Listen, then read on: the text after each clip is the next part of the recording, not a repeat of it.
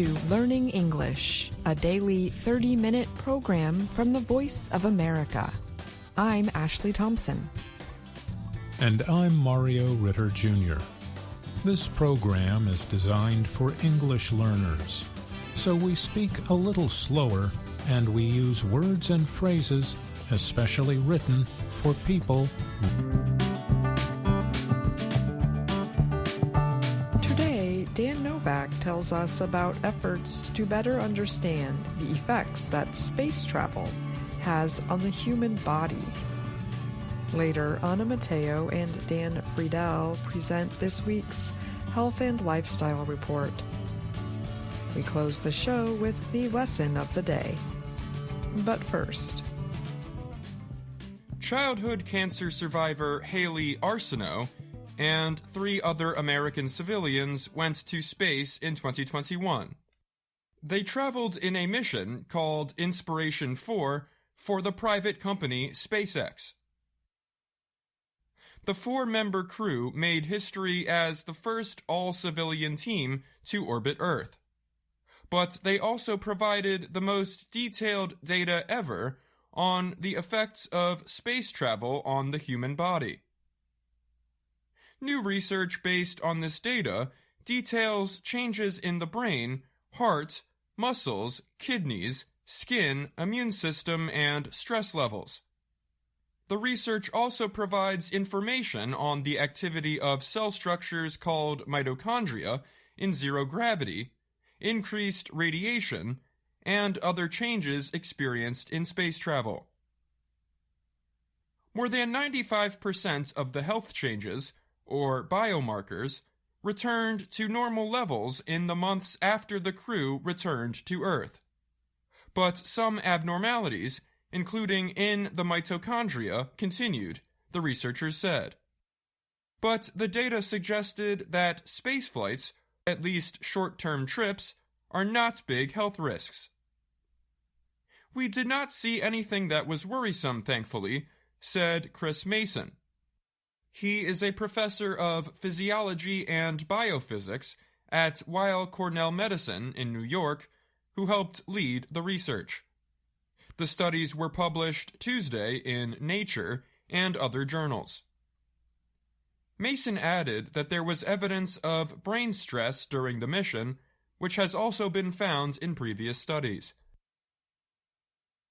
Mason said this might be explained by findings in experimental mice flown to space. The mice experienced disruptions in the blood-brain barrier, a layer of cells protecting the brain. Brain function was not affected, Mason noted.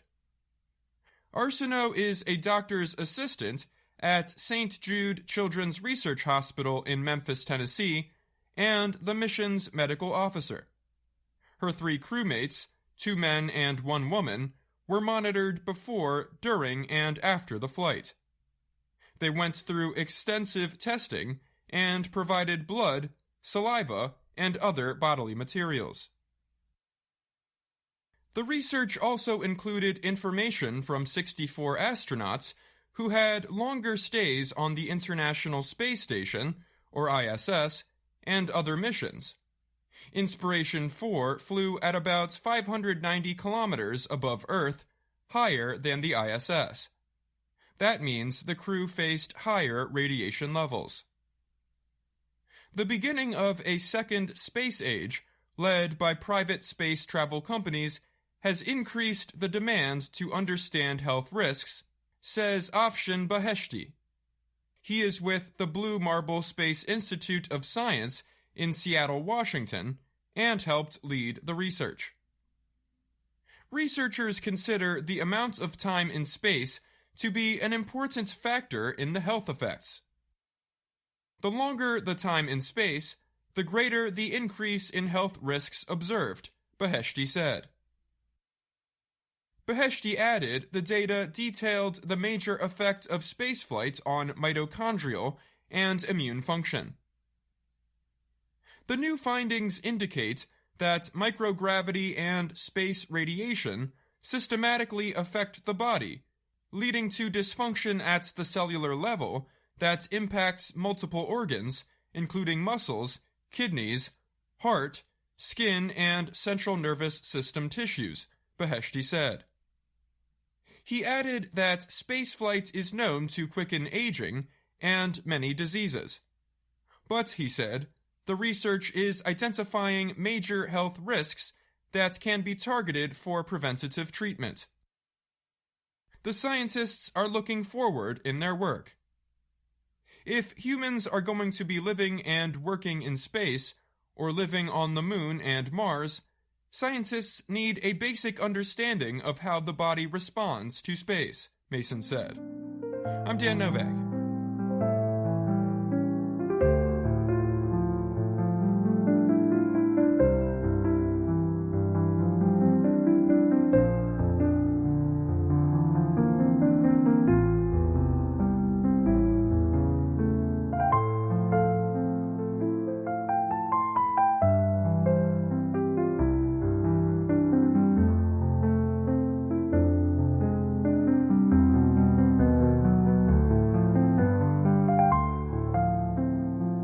From VOA Learning English, this is the Health and Lifestyle Report.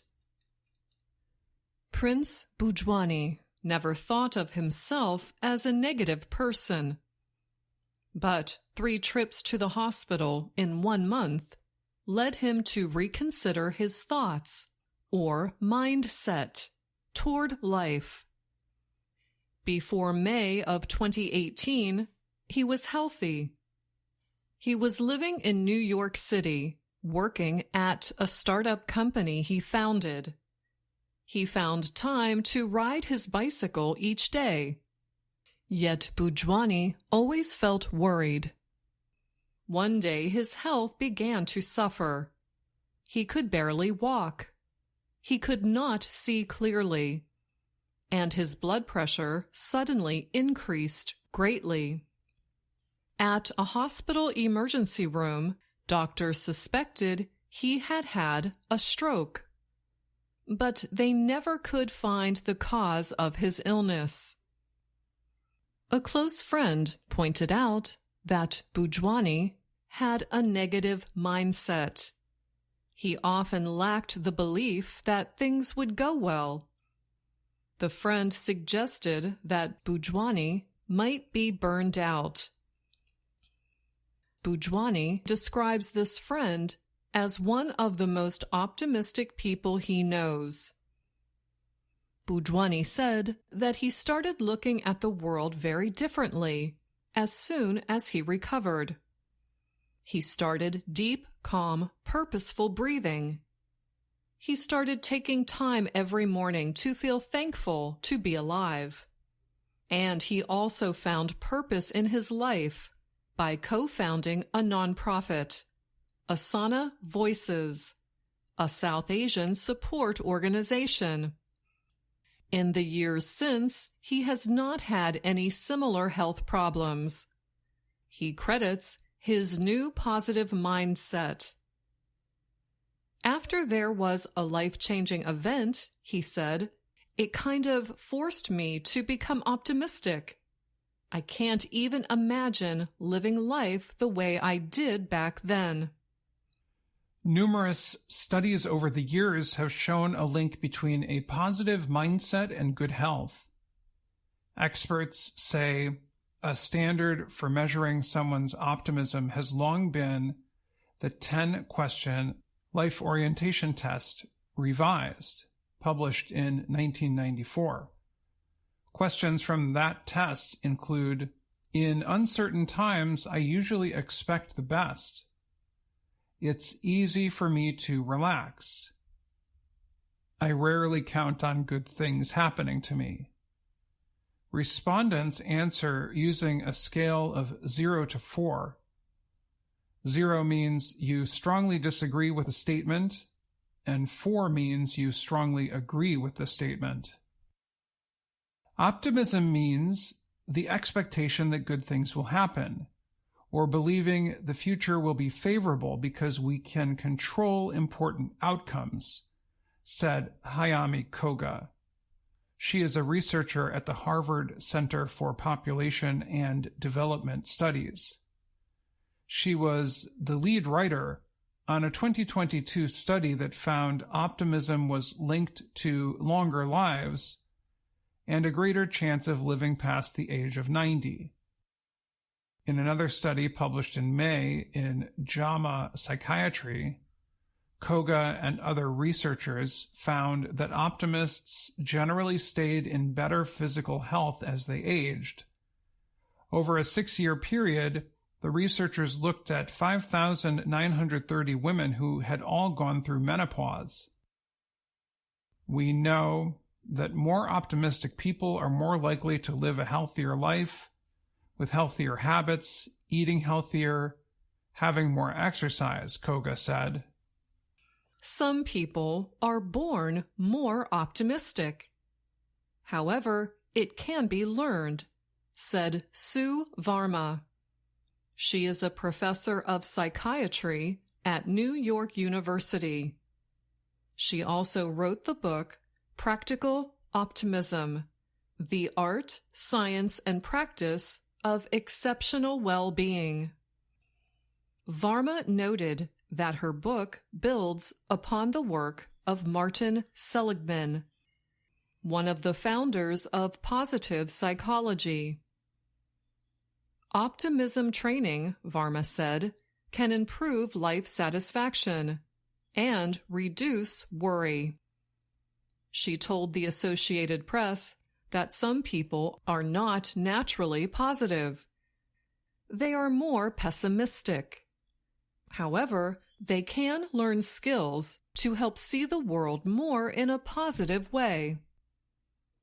Varma said that even for people who do not naturally see the glass half full, there are skills that you can learn. Someone who sees the glass half full views a situation with hope or optimism. Someone who sees the glass half empty is more negative or pessimistic about a situation. So, what skills should glass half empty people learn to become more optimistic? Begin by noticing how you deal with uncertainty, Varma said. Do you worry and wait for the worst to happen? If you do, then try to rethink the situation in a different way. Varma suggests asking yourself some questions. Is there a silver lining or something good about the situation? Is this a problem to be solved or a truth to be accepted? Varma then suggests imagining the best possible result and a step-by-step path to get there. Varma asks her patients to describe those steps in detail until the problem is resolved. Then she tells her patients to celebrate their success. The result is that people may become more positive and better prepared to deal with difficulties and struggles. Finding a sense of purpose can also help. Volunteering is a good choice for some. For those who may not have the time for volunteering, Varma suggests bringing your interests to your day job. That could be as simple as organizing outings with coworkers. Another suggestion is to learn something new. Whether it is a sport, musical instrument, or a language, learning a new skill can help keep your mind from thinking too much about negative situations or possibilities. Even with these and other methods, Varma noted that changing your mindset is not easy, but practice helps. It's a tool set. It's a mindset, she said, adding that it is something she practices every day. And that's the Health and Lifestyle Report. I'm Anna Mateo. And I'm Dan Friedel.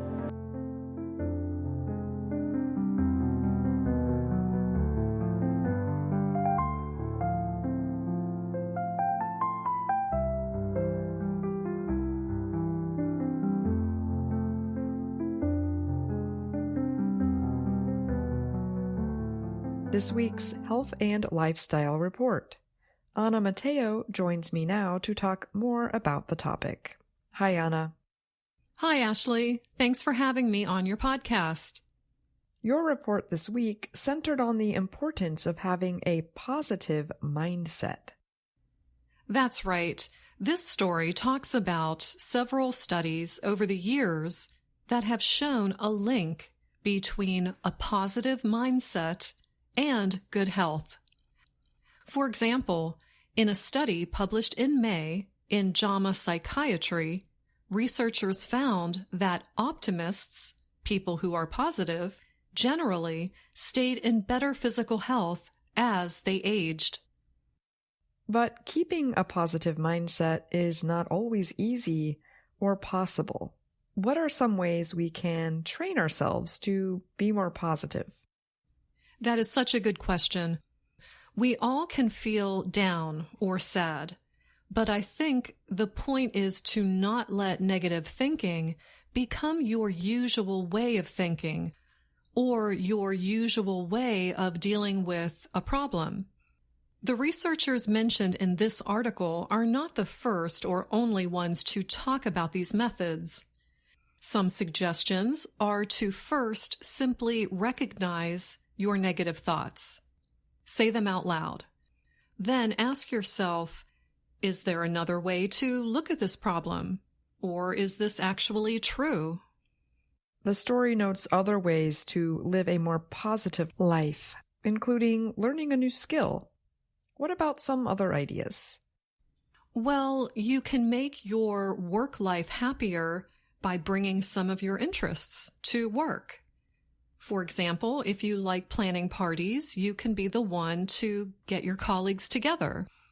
And you can also be thankful for simple things in your life, a chat with your friend, a pretty sunset, or just a hot cup of tea. All good ideas, Anna. Thanks so much for that report, and thank you for answering my questions today. Thanks for having me, Ashley. VOA Learning English has launched a new program for children. It is called Let's Learn English with Anna. The new course aims to teach children American English through asking and answering questions and experiencing fun situations. For more information, visit our website, learningenglish.voanews.com.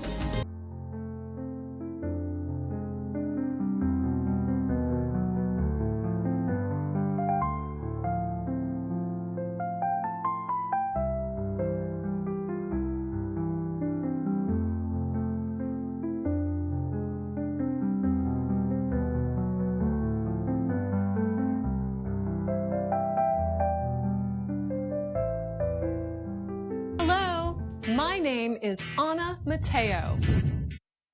My name is Andrew Smith. And I'm Jill Robbins. You're listening to the Lesson of the Day on the Learning English podcast. Welcome to the part of the show where we help you do more with our video series, Let's Learn English. This series shows Anna Mateo in her work and life in Washington, D.C. In Lesson 46, Anna discovers she has a little problem when she sees her friend Marcia. Listen and see if you can guess what the problem is. Have a nice day at work, Marcia. You too, Anna. Oh, wait.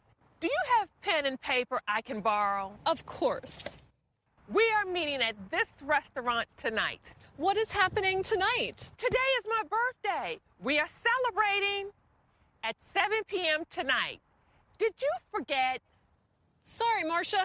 I gotta go. See you later. Don't forget. Tonight, 7 p.m.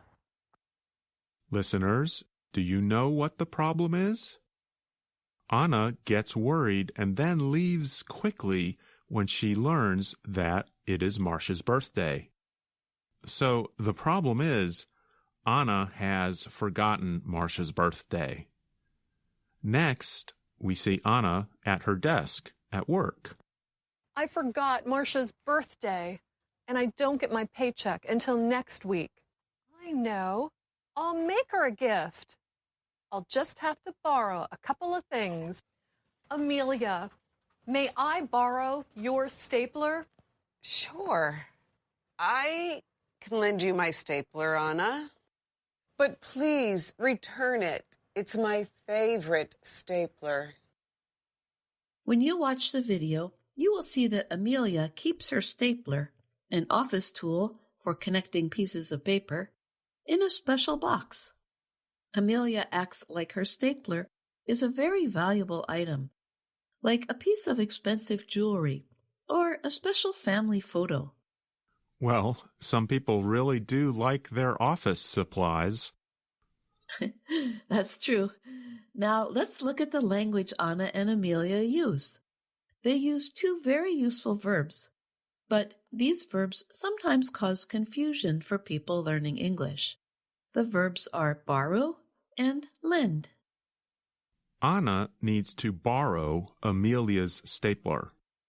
That means she wants to use Amelia's stapler and then give it back to her.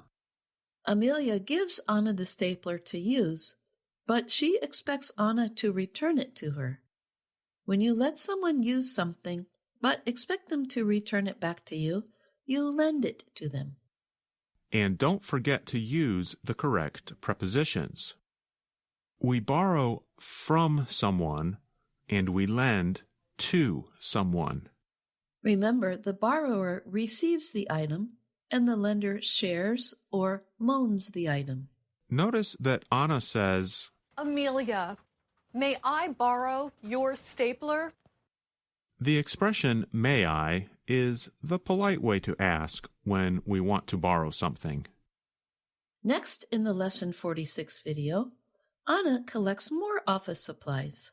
She collects paper clips, small pieces of paper, tape, elastic rubber bands, and more. And she borrows scissors, used for cutting, from Jonathan. What do you think she's going to make with all of those things? Let's listen. Happy birthday, Marcia. Thanks, Anna. I love birthday gifts. Anna, it is interesting. What is it? Well, I know you love hats, and you need office supplies. So, this is your own office supply hat. Wow, that is a lot of office supplies. Many people loaned or shared their supplies with me. Some people really love their office supplies. It has paper, pens, tape, erasers, rubber bands, binder clips, paper clips, and a light. What is the balloon for? The balloon will help your friends find you. Let's try it. You get a seat in the restaurant. I will find you. Sometimes all the money in the world can't buy the perfect gift. Till next time. It's true. Sometimes the best gifts are the ones we make ourselves. Anna has made Marcia a unique hat. That's spelled U-N-I-Q-U-E, and means that it is very special and not like any others. In English, we call a unique item a one-of-a-kind, meaning there are no others that are the same as it. Yes, and this certainly is a one-of-a-kind hat. Anna took a small round container and connected all the office supplies to it.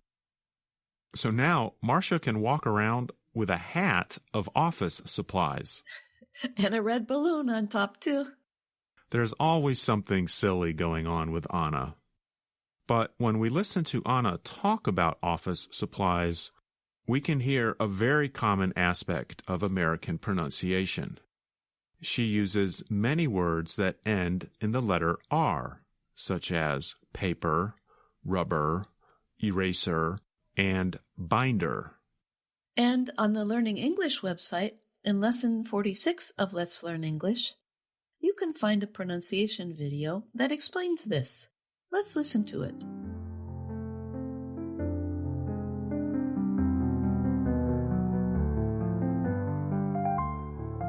In this lesson, you hear Anna using many words that end in the letter R. It has paper, pens, tape, erasers, rubber bands, binder clips, paper clips, and a light. One difference between British and American English is the sound of at the end of a word. In American English, that sound is a strong as in stapler. In British English, the sound is closer to stapler. It has paper, pens, tape, erasers, rubber bands, binder clips, paper clips, and a light. Now that Anna has made her special hat, she needs to return the scissors to Jonathan and the stapler to Amelia. Yes, and she especially needs to give Amelia her stapler back. I think Amelia would be very upset if that didn't happen. You know, this reminds me of an expression that I learned when I was in Japan. It was, only a fool loans a neighbor his scissors. Well, you know, that reminds me, there is a famous expression in English. Wait, is that by the famous British playwright William Shakespeare? Yes, and I think you know what I'm about to say. I think I do. In Shakespeare's famous play, Hamlet, a man is saying goodbye to his son, and he gives his son some advice. And one of the things he says is, "Neither a borrower nor a lender be, for loan oft loses both itself and friend, and borrowing dulls the edge of husbandry." That's some fancy English. But what it means is if you lend someone money, you might not get it back. And so you might lose your friendship with the person who borrowed your money. And if you borrow too much money, then you might not keep your house or family in good financial condition. And that's because you will owe too much money. I guess that is good advice. But, Jill, I was going to ask you, do you have $20 I could borrow to take a taxi home? I forgot my wallet today.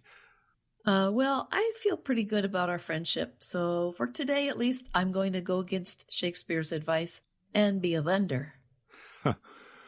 I'm glad you are a lender be, and I shall give thy money back to thee. Now, you're just using fancy English for the fun of it. Don't worry, I trust you. Well, listeners, we trust that you enjoyed this lesson of the day on the Learning English podcast. Thanks for listening. Remember that you can also find us on YouTube, Facebook, and Instagram. Thanks again for listening. I'm Andrew Smith. And I'm Jill Robbins.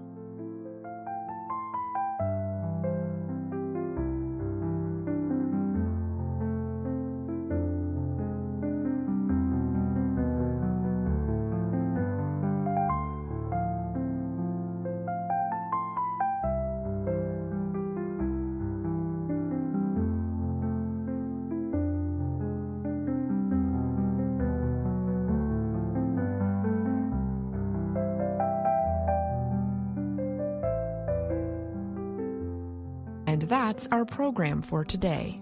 Join us again tomorrow to keep learning English through stories from around the world. I'm Ashley Thompson. And I'm Mario Ritter Jr.